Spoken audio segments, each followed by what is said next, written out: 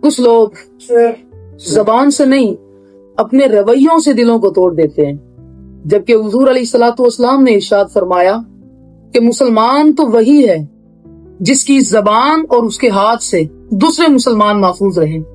اور یہ بات یاد رکھیں، اسلام میں جو سب سے بڑا گناہ ہے وہ دل کو توڑنا ہے، کسی کے دل کو توڑ دینا، اور دل کو توڑنا یہ کعبہ کو منہدم کرنے سے بھی بڑا گناہ ہے۔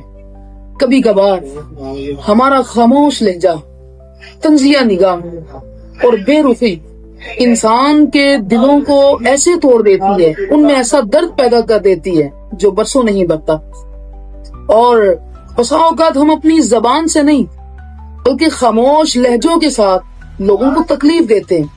اس لیے ہماری زبان وہ بھی شفقت والی ہونی چاہیے، رحمت والی ہونی چاہیے۔ تو آئیے ہم اپنے اخلاق کے ساتھ لوگوں کے دلوں کو جوڑیں، ان کو توڑیں نہیں۔